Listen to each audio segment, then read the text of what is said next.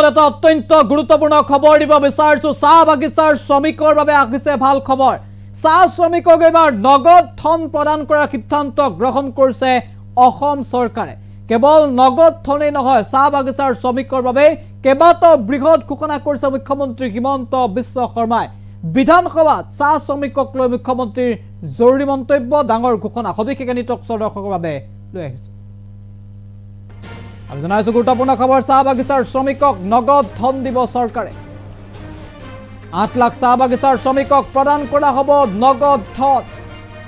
সন্তানৰ শিক্ষাৰ বাবে ব্যৱহাৰ কৰিব পৰাকৈ ধন প্ৰদান কৰিব চৰকাৰে অহা বছৰৰ বাজেটত এই ধন অসম চৰকাৰে নিৰ্ধাৰণ কৰিব বিধানসভাত এই কথা ঘোষণা কৰিছে মুখ্যমন্ত্ৰী ডক্টৰ হিমন্ত বিশ্ব শৰ্মাই চাহ বাগিচাৰ শ্ৰমিকৰ বাবে আহিছে ভাল খবৰ চাহ শ্ৰমিকক নগদ ধন দিয়াৰ সিদ্ধান্ত গ্ৰহণ কৰিছে চৰকাৰে এই মুহূৰ্তত পুনে বিধানসভাত হিমন্ত বিশ্ব শৰ্মাৰ ভাষণ আমি এই মুহূৰ্তত আগবঢ়াইছো 10 মে তাৰিখে যি শিক্ষকৰ নিযুক্তি হ'ব 10 মে তাৰিখে যি হেলথ ডিপাৰ্টমেণ্টৰ নিযুক্তি হ'ব 10 মে তাৰিখে যি পুলিচৰ নিযুক্তি হ'ব 10 মে তাৰিখে যি থাৰ্ড গ্ৰেড আৰু ফৰ্থ গ্ৰেডৰ নিযুক্তি হ'ব প্ৰথমবাৰৰ বাবে অসমৰ চাহ বাগিচাত বা আদিবাসী সমাজৰ বাবে আমি 3% চাকৰি পোনপটীয়াভাৱে ৰিজাৰ্ভেশ্যন কৰিছো যেটো এটা ঐতিহাসিক কথা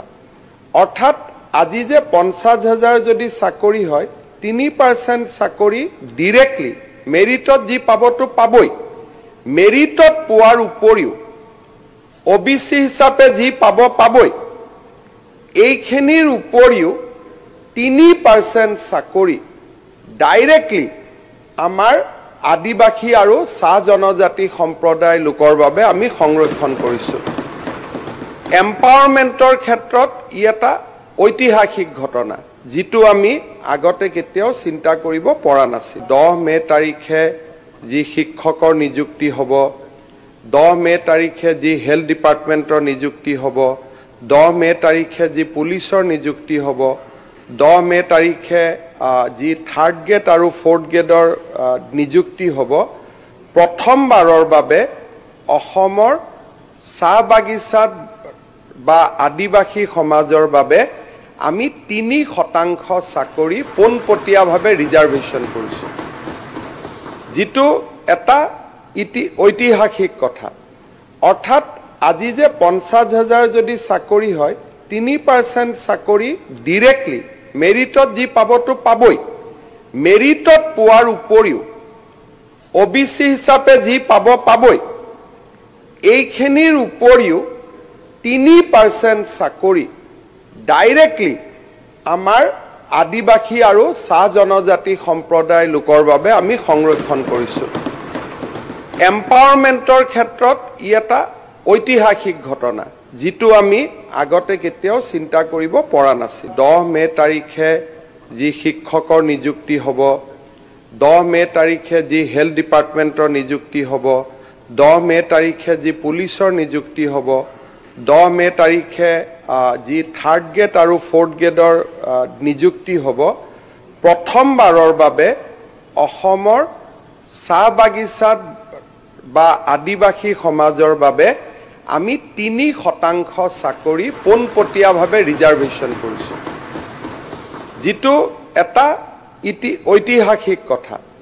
অৰ্থাৎ আজি যে 50,000 যদি চাকৰি হয় 3% চাকৰি ডাইৰেক্টলি মেৰিটত যি পাবটো পাবই মেৰিটত পোৱাৰ উপৰিও OBC হিচাপে যি পাবই এইখিনিৰ উপৰিও 3% চাকৰি ডাইৰেক্টলি আমাৰ আদিবাসী আৰু চাহ জনজাতি সম্প্ৰদায়ৰ লোকৰ বাবে আমি সংৰক্ষণ কৰিছো এম্পাৱাৰমেণ্টৰ ক্ষেত্ৰত ই এটা ঐতিহাসিক ঘটনা যেটো আমি আগতে কেতিয়াও চিন্তা কৰিব পৰা নাছিল 10 মে তাৰিখে যি শিক্ষকৰ নিযুক্তি হ'ব 10 মে তাৰিখে যি হেলথ ডিপাৰ্টমেণ্টৰ নিযুক্তি হ'ব 10 মে তাৰিখে যি পুলিচৰ নিযুক্তি হ'ব 10 মে তাৰিখে যি থাৰ্ড গ্ৰেড আৰু ফৰ্থ গ্ৰেডৰ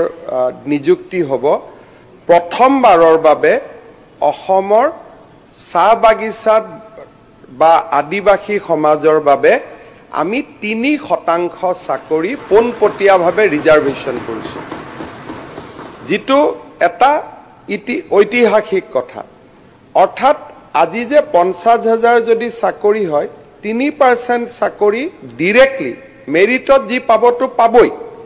মেৰিটত পোৱাৰ উপৰিও OBC হিচাপে যি পাবই, এইখিনিৰ উপৰিও 3% চাকৰি ডাইৰেক্টলি আমাৰ আদিবাসী আৰু চাহ জনজাতি সম্প্ৰদায়ৰ লোকৰ বাবে আমি সংৰক্ষণ কৰিছোঁ। এম্পাৱাৰমেণ্টৰ ক্ষেত্ৰত ই এটা ঐতিহাসিক ঘটনা, যিটো আমি আগতে কেতিয়াও চিন্তা কৰিব পৰা নাছিল। 10 মে তাৰিখে যি শিক্ষকৰ নিযুক্তি হ'ব, 10 মে তাৰিখে যি হেল্থ ডিপাৰ্টমেণ্টৰ নিযুক্তি হ'ব, 10 মে তাৰিখে যি পুলিচৰ নিযুক্তি হ'ব, 10 মে তাৰিখে যি 3rd গ্ৰেড আৰু 4th গ্ৰেডৰ নিযুক্তি হ'ব, প্ৰথমবাৰৰ বাবে অসমৰ চাহ বাগিচাত বা আদিবাসী সমাজৰ বাবে আমি 3% চাকৰি পোনপটীয়াভাৱে ৰিজাৰ্ভেশ্যন কৰিছোঁ, যিটো এটা ঐতিহাসিক কথা। অৰ্থাৎ আজি যে 50,000 যদি চাকৰি হয়, 3% চাকৰি ডিৰেক্টলি মেৰিটত যি পাবতো পাবই, মেৰিটত পোৱাৰ উপৰিও OBC হিচাপে যি পাবই, এইখিনিৰ উপৰিও 3% চাকৰি ডাইৰেক্টলি আমাৰ আদিবাসী আৰু চাহ জনজাতি সম্প্ৰদায়ৰ লোকৰ বাবে আমি সংৰক্ষণ কৰিছোঁ। এম্পাৱাৰমেণ্টৰ ক্ষেত্ৰত ই এটা ঐতিহাসিক ঘটনা, যিটো আমি আগতে কেতিয়াও চিন্তা কৰিব পৰা নাছিল। 10 মে তাৰিখে যি শিক্ষকৰ নিযুক্তি হ'ব, 10 মে তাৰিখে যি হেল্থ ডিপাৰ্টমেণ্টৰ নিযুক্তি হ'ব, 10 মে তাৰিখে যি পুলিচৰ নিযুক্তি হ'ব, 10 মে তাৰিখে যি 3rd গ্ৰেড আৰু 4th গ্ৰেডৰ নিযুক্তি হ'ব, প্ৰথমবাৰৰ বাবে অসমৰ চাহ বাগিচাত বা আদিবাসী সমাজৰ বাবে আমি 3% চাকৰি পোনপটীয়াভাৱে ৰিজাৰ্ভেশ্যন কৰিছোঁ, যিটো এটা ঐতিহাসিক কথা। অৰ্থাৎ আজি যে 50,000 যদি চাকৰি হয়, 3% চাকৰি ডিৰেক্টলি মেৰিটত যি পাবতো পাবই, মেৰিটত পোৱাৰ উপৰিও OBC হিচাপে যি পাবই, এইখিনিৰ উপৰিও 3% চাকৰি ডাইৰেক্টলি আমাৰ আদিবাসী আৰু চাহ জনজাতি সম্প্ৰদায়ৰ লোকৰ বাবে আমি সংৰক্ষণ কৰিছোঁ।